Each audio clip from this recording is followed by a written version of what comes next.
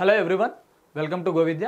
So మనకి రీసెంట్గా RRC group D నుంచి మనకు నోటిఫికేషన్ రావడం జరిగింది. లెవెల్ 1 పోస్ట్ రిలేటెడ్గా మనకి హ్యూజ్ నెంబర్ ఆఫ్ వ్యాకెన్సీతో ఓకేనా మనకి నోటిఫికేషన్ రావడం జరిగింది. దీని గురించి మనము చిన్న నోటీస్ గురించి కూడా మనం ఆల్రెడీ డిస్కషన్ చేయడం జరిగింది, కరెక్టా? కాకపోతే ఇప్పుడు మనకి ఫుల్ నోటిఫికేషన్ రావడం జరిగింది కాబట్టి అట్ ప్రెసెంట్ మనము దానికి సంబంధించినటువంటి ఇంపార్టెంట్ ఇన్ఫర్మేషన్ అనేది మనం ఒకసారి డిస్కషన్ చేద్దాం, ఓకేనా? One by one important points ఏంటి, application starting date, ending date, ఎంత ఫీజు, ప్రతి ఒక్క డీటెయిల్ అనేది మనం ఇప్పుడు చూద్దాం. అయితే సెంట్రలైజ్డ్ ఎంప్లాయ్మెంట్ నోటిఫికేషన్ CEN ఓకేనా 08/2024 లో వచ్చినటువంటి notification. Starting date of opening date of application ఒకసారి మీరు అబ్జర్వ్ చేస్తే 23rd January నుంచి స్టార్ట్ అండి, ఓకేనా? ఈ మంత్ ఓకేనా. ఆల్రెడీ స్టార్ట్ అయింది. డెఫినెట్ గా అప్లై చేసుకోండి. అదే విధంగా ఓకేనా closing date and time for online application submission of application ఒకసారి మీరు అబ్జర్వ్ చేసినట్లయితే ఓకేనా February 22 అండి, ఓకేనా. ఈ మంత్ 23వ తారీఖు నుంచి నెక్స్ట్ మంత్ February 22 వచ్చేసి లాస్ట్ డేట్ అన్నమాట, ఓకేనా, అప్లై చేసుకోవడానికి. అయితే ఇక్కడ మీరు అబ్జర్వ్ చేస్తే ఇనిషియల్ పే ఓకేనా 18,000 రూపీస్. అయితే ఇక్కడ ఏజ్ క్వాలిఫికేషన్, ఇక్కడ మీరు ఏజ్ రిలాక్సేషన్ ఒకసారి మీరు చూసినట్లయితే నార్మల్ గా ఏజ్ ఎంత అంటే 18 నుంచి 36 ఇయర్స్ వరకు ఏజ్ అనేది ఇవ్వడం జరిగింది, ఓకేనా. అయితే total number of vacancies 32,438 vacancies అనేది ఇవ్వడం జరిగింది. అయితే ఇప్పుడు దీనికి సంబంధించినటువంటి మెడికల్ స్టాండర్డ్స్ ఒకసారి చూద్దాం. మనకి తెలిసినటువంటి విషయం ఏంటి, ALPకి సంబంధించి మనకి A1 మెడికల్ స్టాండర్డ్ కావాలి. కాకపోతే ఇక్కడ గ్రూప్ డికి సంబంధించి A1 మెడికల్ స్టాండర్డ్ అవసరం లేదంటే A2, A3 ఓకేనా B1, B2, C1, C2. అదే విధంగా అంటే ఎందుకు ఈ విషయం చెప్తున్నానంటే ఓకేనా ఇక్కడ చాలా మంది ఏ పోస్ట్ కి అయితే మనము ఒక ప్రియారిటీ ఇచ్చి మనం ప్రిపేర్ అవుతున్నాము, లేదా గ్రూప్ డి జాబ్ మనం క్రాక్ చేసిన తర్వాత దేనికి ఎలిజిబుల్, దాని రిలేటెడ్ గా ఉన్నటువంటి మెడికల్ స్టాండర్డ్ అనేది తీసుకోవడం జరుగుతుంది, ఓకేనా. కాబట్టి దీనికి సంబంధించినటువంటిది మనం ఒకసారి చెక్ చేసుకుని అప్లై చేసుకోవడమే, ఓకేనా. అయితే ఏజ్ లిమిట్ ఎంత, ఓకేనా ఇనిషియల్ గా ఒక prescribed age in normal course అంటే నార్మల్ గా మనకి 18 నుంచి 33 ఇయర్స్ వరకే ఉండడం జరుగుతుంది. కాకపోతే కోవిడ్ ఒక పాండమిక్ వల్ల మనకి 18 నుంచి 36 ఇయర్స్ చేశారని చెప్తున్నారు, ఓకేనా. కాబట్టి ఎవరైతే లాస్ట్ టైం ప్రీవియస్ గా నోటిఫికేషన్ రాకుండా చాలా మంది ఇబ్బంది పడ్డారు. ఇప్పుడు మనకి వేకెన్సీ అనేది రావడం జరిగింది, మంచిగా నోటిఫికేషన్ రావడం జరిగింది. 18 నుంచి 36 ఇయర్స్ వరకు ఉన్నటువంటి పర్సన్స్ అందరూ డెఫినెట్ గా అప్లై చేసుకోవచ్చు. ఆల్రెడీ అప్లికేషన్ ప్రాసెస్ అనేది స్టార్ట్ అయింది. డెఫినెట్ గా అందరూ అప్లై చేసుకోండి, ఓకేనా. అయితే ఇప్పుడు మరి ఇక్కడ ఏజ్ రిలాక్సేషన్ మనకి తెలియాలి, ఓకే. 18 నుంచి 36 ఇయర్స్ వరకు అంటున్నారు సార్, బాగానే ఉంది, కరెక్టా. మరి ఏజ్ రిలాక్సేషన్ ఎంత, ఓకేనా, ప్రతి ఒక్క కేటగిరీ పర్సన్స్ కి ఎంతంత ఒక ఏజ్ రిలాక్సేషన్ అనేది ఇవ్వడం జరిగింది, ఓకేనా. OBC వాళ్ళకేమో ఓకేనా 3 ఇయర్స్, అదేవిధంగా SC/ST వాళ్ళకి 5 ఇయర్స్, ఓకేనా. ఇక్కడ ఎక్స్ సర్వీస్ మ్యాన్ కి వాళ్ళందరికీ 3 to 6 ఇయర్స్ ఇక్కడ మీరు ఒకసారి గమనించవచ్చు, ఓకేనా. ఇక్కడ మీరు చూస్తే date of birth candidate should be between the dates given below. అంటే ఇక్కడ మీరు ఒక స్టార్టింగ్ డేట్, ఎండింగ్ డేట్ ఏ డేట్ లోపల ఒక పుట్టినట్లయితే మనం ఈజీగా అప్లై చేసుకోవచ్చు అనేది ఒక సింపుల్ షార్ట్ టెక్నిక్ లో మనకి ప్రొవైడ్ చేయడం జరిగింది, ఇంకేం లేదు, ఓకేనా. ఏజ్ గ్రూప్ ఏమో 18 to 36 కాదనట్లేదు. కాకపోతే UR అండ్ EWS క్యాండిడేట్స్ ఓకేనా 21/1989 తర్వాత పుట్టుండాలి. కాకపోతే బిఫోర్ డేట్ అంటే లోయర్ ఏజ్ లిమిట్ ఎప్పుడంటే 01/01/2007. ఇది ఎవరికండి, UR ఆర్ EWS వాళ్ళకండి, ఓకేనా. నెక్స్ట్ అదేవిధంగా OBC క్యాండిడేట్స్ కి ఒకసారి మీరు అబ్జర్వ్ చేసుకుంటే 21/1986 నుంచి ఇక్కడైతే ఒక లోయర్ ఏజ్ లిమిట్ వచ్చేసి సేమ్ అండి, ఓకేనా 2007, ఓకేనా. నెక్స్ట్ SC/ST క్యాండిడేట్స్ కి 21/1984 to 01/01/2007. ఈ బిట్వీన్ లో ఉన్నటువంటి క్యాండిడేట్స్ అందరూ అప్లై చేసుకోవచ్చు అని దాని మీనింగ్, ఓకేనా. UR అండ్ EWS ఒకసారి మీరు అబ్జర్వ్ చేస్తే ఓకేనా 21/1989 నుంచి 1/1/2007 లోపల ఎవరైతే దీని రిలేటెడ్ గా ఏజ్ కలిగినటువంటి పర్సన్స్ అందరూ అప్లై చేసుకోవచ్చు అని మీనింగ్, ఓకేనా. అదే విధంగా OBC క్యాండిడేట్స్ కనుక మీరు చూసుకున్నట్లయితే ఓకేనా 21/1986 నుంచి 1/1/2007 బిట్వీన్ లో ఉన్నటువంటి పర్సన్స్ అందరూ డెఫినెట్ గా అప్లై చేసుకోవచ్చు. SC/ST క్యాండిడేట్స్ 21/1984 నుంచి 1/1/2007 వరకు ఎవరైతే పుట్టుంటారో వాళ్ళందరూ డెఫినెట్ గా ఎగ్జామ్ కి అనేది అప్లై చేసుకోవచ్చు అని మీనింగ్, ఓకే. నెక్స్ట్ ఒక ఎడ్యుకేషన్ క్వాలిఫికేషన్ ఆల్రెడీ మనం ప్రీవియస్ గా మనం డిస్కషన్ చేసుకున్న విధంగానే 10th or ITI క్వాలిఫికేషన్ ఉన్నటువంటి పర్సన్స్ అందరూ డెఫినెట్ గా అప్లై చేసుకోవచ్చు.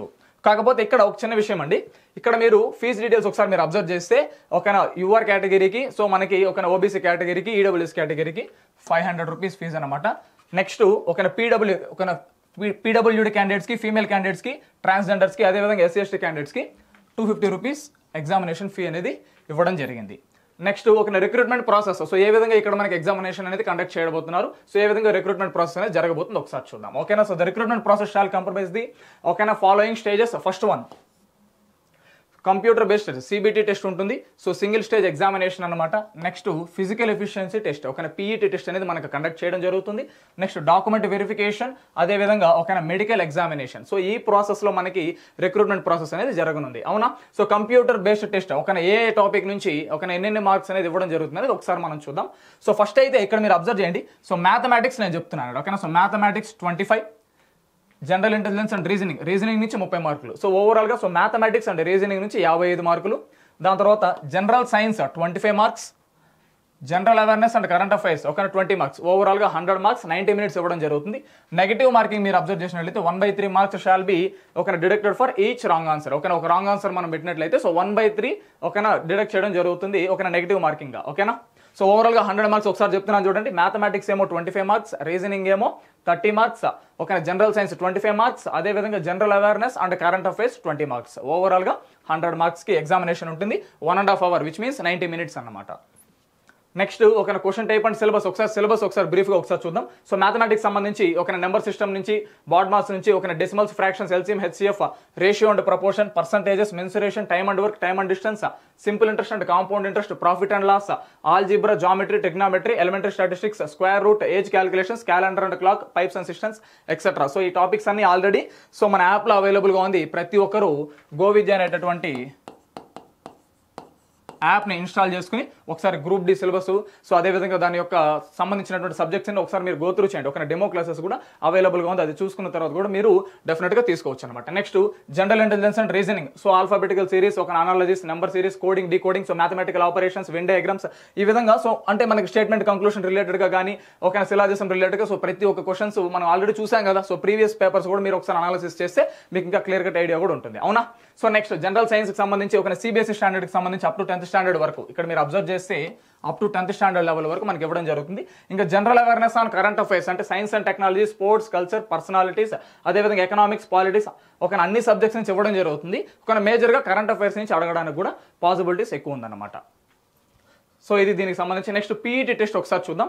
ఇక్కడ for male candidates PET test ఏ విధంగా మనం కండక్ట్ చేస్తారు ఒకసారి అబ్జర్వ్ చేసినట్లయితే ఇక్కడ ఫస్ట్ పాయింట్ ఏంటంటే should be able to lift and carry 35 kg of weight for a distance of 100 meters in 2 minutes in 1 chance without putting the weight down అంటున్నారు. అంటే సో మేల్ క్యాండిడేట్స్ కి ఒక 35 kg ఒక lift చేసుకుని 35 kgల మూట ఉంటుంది కదా. సో ఆ విధంగా 35 kg కలిగినటువంటి ఒక వస్తువు అనేది మనకు ప్రొవైడ్ చేసి దాన్ని తీసుకొని మనమే ఓన్ గా లిఫ్ట్ చేసుకుని పరిగెత్తాలన్నమాట.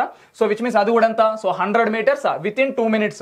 కానీ ఓన్లీ 1 chance మాత్రమే ఇస్తారు. అది కూడా ఏంటంటున్నారు, without putting the weight down, ఎక్కడ ఒకసారి కూడా కింద దించేయకూడదు, ఒక కింద పడేయకుండా సో కంటిన్యూస్ గా మనం తీసుకొని వెళ్ళాలంటున్నారు. ఇది ఫస్ట్.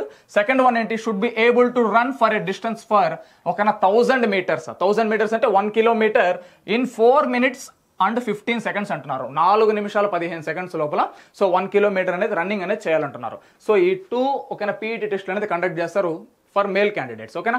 అదే విధంగా ఫర్ ఫీమేల్ క్యాండిడేట్స్కి వచ్చినట్లయితే ఇక్కడ 20 kg ఆఫ్ వెయిట్ అంటున్నారు, ఒక 20 kgల మూట, అవునా. సో అది ఓన్గా లిఫ్ట్ చేసుకొని 100 meters పరిగెత్తాలి విత్ ఇన్ 2 minutes. కానీ ఇక్కడ 1 chance మాత్రమే ఇస్తున్నారు. కాకపోతే ఇక్కడ కూడా సేమ్ కండిషన్, ఒక వితౌట్ పుట్టింగ్ ద వెయిట్, ఒక వెయిట్ అనేది కింద దించకూడదు, అవునా. అయితే అదే విధంగా సెకండ్ రన్నింగ్ కూడా ఉందన్నమాట ఫీమేల్ క్యాండిడేట్స్ కి. Should be able to run for a distance of 1000 meters in 5 minutes and 40 seconds. వీళ్ళు కూడా 1 kilometer రన్ చేయాలి. ఒక ఎంత టైం లిమిట్ ఎంత అంటే ఒక 5 నిమిషాల 40 seconds, ఓకేనా. సో ఇది ఫర్ మేల్ క్యాండిడేట్స్, అదే విధంగా ఫర్ ఫీమేల్ క్యాండిడేట్స్ చూసుకున్నారు కదా. ఓకే, నెక్స్ట్ ఇక్కడ మనకి పారామీటర్స్ అంటే ఏ మెడికల్ స్టాండర్డ్స్ ఏమేమి పోస్టులు ఉన్నాయి, ఏ టైప్ ఆఫ్ డిపార్ట్మెంట్స్ కి సంబంధించినటువంటి పోస్ట్ డీటెయిల్స్ అనమాట. సో ఇక్కడ చూసినట్లయితే ఏజ్ వచ్చేసి 18 to 36 years, ఒక 10th pass or ITI pass or equivalent or ఒక ఎన్సీవీటీ ఈక్వలెంట్ గా ఉన్నటువంటి పర్సన్స్ అందరూ కూడా ఎలిజిబుల్ అంటున్నారు. ఓకే, ఇక్కడ ఒక్కొక్క డిపార్ట్మెంట్ కి తగినటువంటి పోస్టులు, వాటికి సంబంధించినటువంటి మెడికల్ స్టాండర్డ్స్. సో అయితే మరి ఒక జోన్ వైజ్ మనము ఒక కొన్ని జోన్స్ మాత్రం సెలెక్షన్ చేసుకొని సో దాని రిలేటెడ్ గా వేకెన్సీ మాత్రం ఒకసారి చూద్దాం. ఓకేనా, టాప్ 2 వేకెన్సీ కలిగినటువంటి 2 జోన్స్, ఓకేనా. సో న్యూ ఢిల్లీ అండి. ఫస్ట్ టోటల్ వేకెన్సీ చూసుకున్నట్లయితే సో 4785, ఒక 4785 వేకెన్సీ ఉండడం జరిగింది, అవునా. So next Mumbai, second zone Mumbai అండి. ఒక సెకండ్ టాప్ వేకెన్సీ కలిగినటువంటి zone Mumbai zone. So 4672, 4672 vacancy.